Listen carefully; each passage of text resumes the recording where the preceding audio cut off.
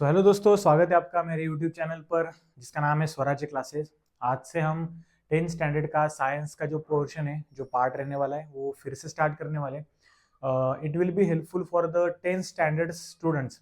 Basically जो students अभी 10th standard में हैं उनके लिए भी यूज़फुल है, और जो स्टूडेंट अब 10th स्टैंडर्ड में जाने वाले हैं उनके लिए भी ये यूज़फुल है। तो आज का जो लेक्चर है वो बेसिकली पार्ट 1 के ऊपर है।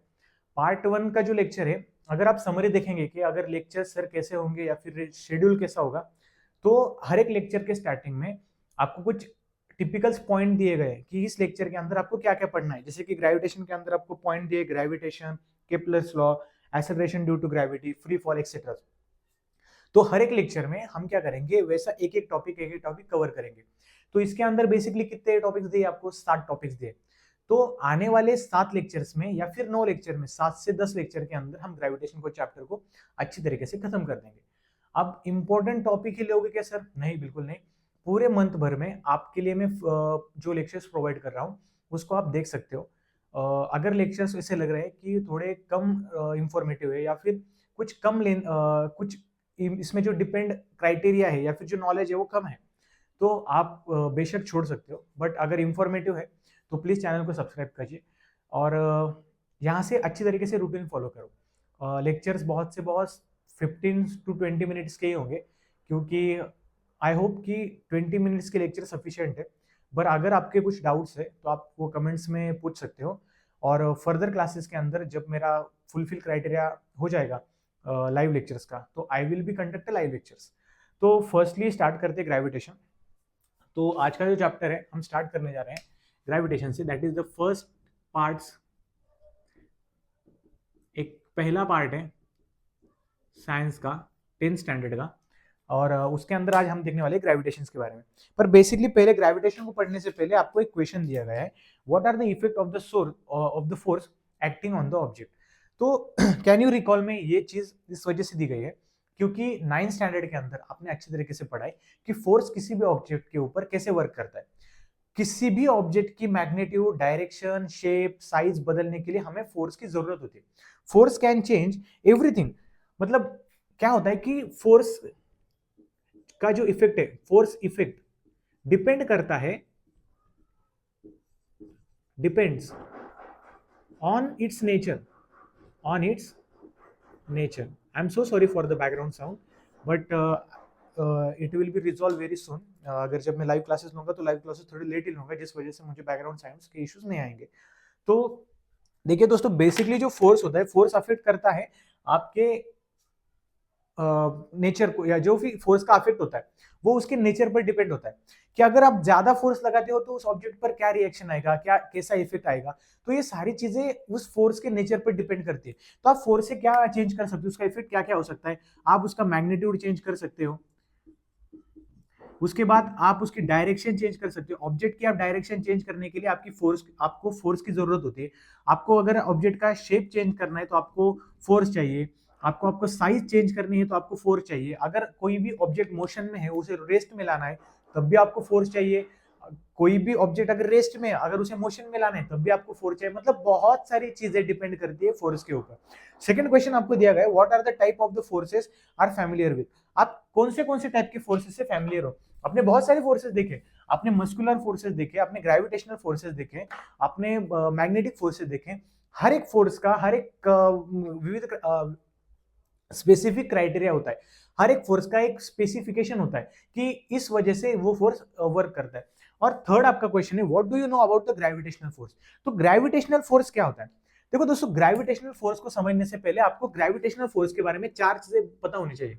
जो कि ग्रेविटेशन होता है, ग्रेविटेशन एक टाइप का अट्रैक्टिव फोर्स है। फर्स्टली अट्रैक्टिव फोर्स, वो एक टाइप का अट्रैक्टिव फोर्स है। अट्रैक्टिव फोर्स का मतलब क्या होता है कि वो किसी भी ऑब्जेक्ट को अपनी तरफ खींचना है या फिर किसी भी दूसरी चीज को अट्रैक्ट करता है अपनी तरफ। अब वो किस अमाउंट में अट्रैक्ट करता है, इसका इफेक्ट दूसरे ऑब्जेक्ट पर क्यों नहीं होता, मैं अपने बाजू वाली चीज में क्यों अट्रैक्ट नहीं कर पाता, तो ये सारी चीजें हम चैप्टर में आगे जैसे बढ़ेंगे वैसे देखने वाले। पर ग्रेविटेशनल फोर्स जो होता है वो अट्रैक्टिव फोर्स होता है। उसके बाद वो एक वीक फोर्स होता है, एक बहुत ही वीक फोर्स होता है, वीक फोर्स। उसके बाद ग्रेविटेशनल फोर्स को डिस्कवर किसने किया? न्यूटन ने, sir Isaac Newton was the scientist who discover the gravitation force.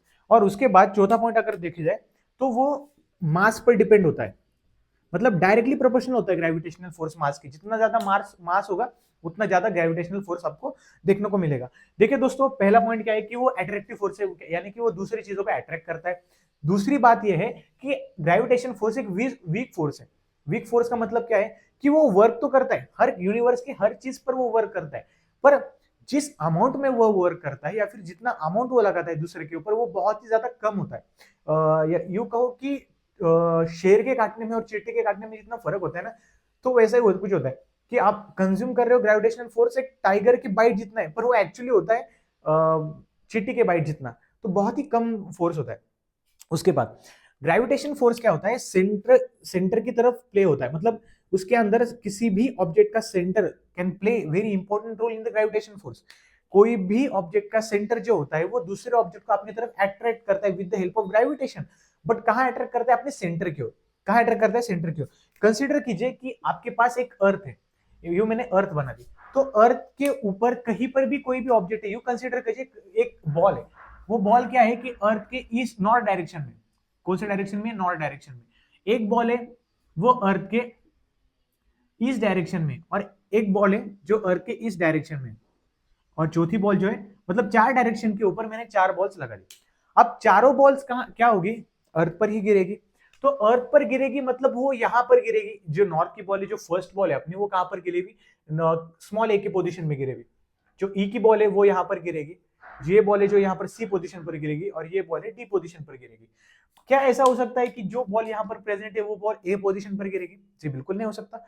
पर एक्चुअली देखा जाए, अगर हम कंसीडर करते हैं ग्रेविटेशन को, कि ग्रेविटेशन को अगर हम समझना चाहे तो हम कैसे समझते हैं कि कोई भी चीज है तो वो पर्टिकुलर जगह पर गिरनी चाहिए? नहीं, क्योंकि जो चीज जो बॉल होती है वो चारों डायरेक्शन में मौजूद है, तो वो चारों बॉल उसी पर्टिकुलर डायरेक्शन में गिरने का रीजन क्या है, क्योंकि उसमें सेंटर ऑफ अर्थ जो है, जो सेंटर ऑफ अर्थ होता है वो प्ले करता है वेरी इंपॉर्टेंट रोल, क्योंकि सेंटर ऑफ अर्थ से ही आपका ग्रेविटेशन का सोर्स होता है। ग्रेविटेशन जो सिचुएटेड होता है, ग्रेविटेशन फोर्स जहां पर भी सिचुएटेड होती है, उस चीज का नाम होता है सेंटर।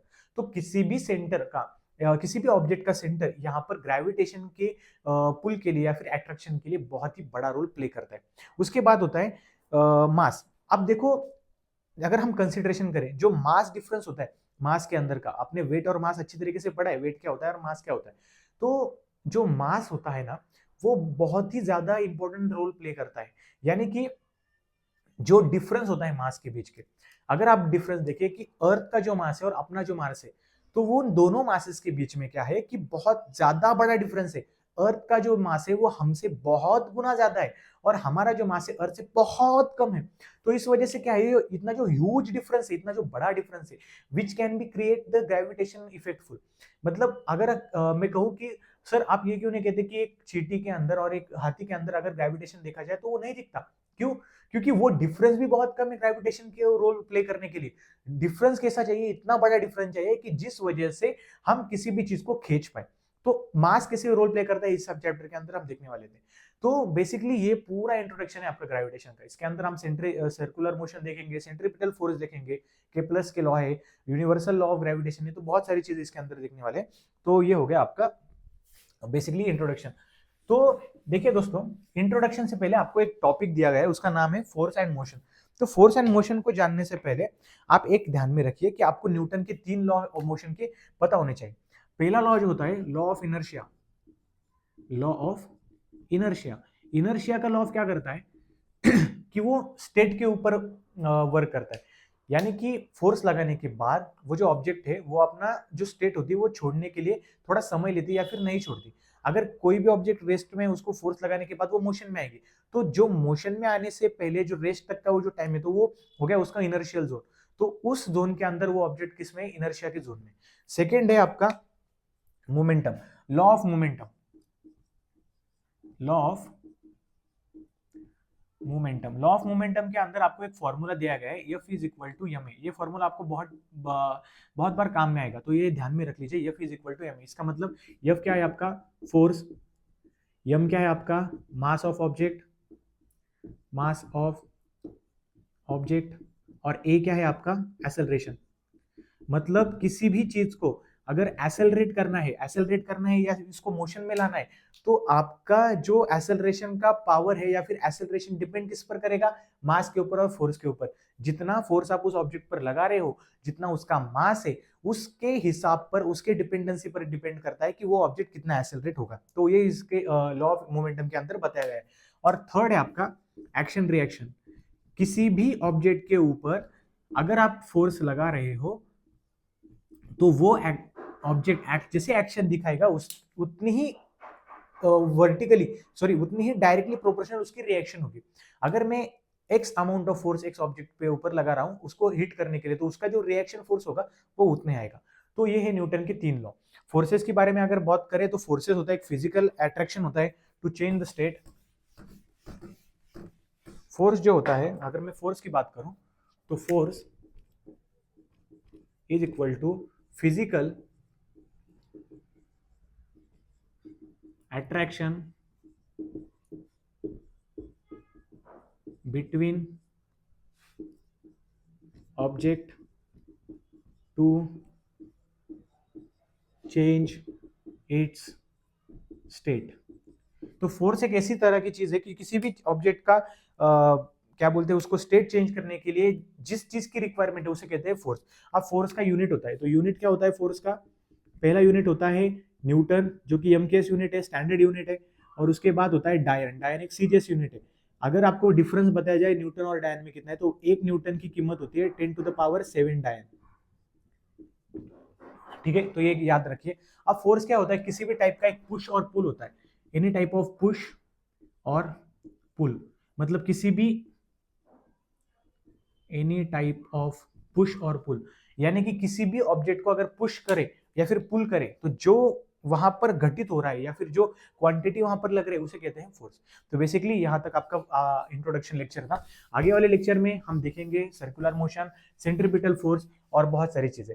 तो आज का लेक्चर बहुत ही छोटा है। छोटा लेक्चर लेने की जरूरत इस वजह से है दोस्तों कि बेसिकली मेरे पास थोड़ी कम सब्सक्राइबर है।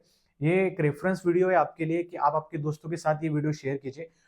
जब आप मेरे 50 सब्सक्राइबर कंप्लीट हो जाएंगे, I will be conducting live lecture. तो लाइव लेक्चर का फायदा ये है कि आपको रनिंग लेक्चर के अंदर जो भी डाउट है तो आप मुझे पूछ सकते हो। तो वहां से फायदा क्या होगा कि जगह पर आपके डाउट क्लियर हो जाएंगे। Second thing, it will be helpful for your note making. And another thing is that कि कम्युनिकेशन बना रहेगा। सो बेसिकली आज का वीडियो बहुत ही छोटा है, पहला वीडियो अपनी जर्नी का। आई होप आपको पसंद आए। तो वीडियो पसंद आए तो वीडियो को लाइक कीजिए, चैनल को सब्सक्राइब कीजिए, शेयर कीजिए अपने दोस्तों के साथ।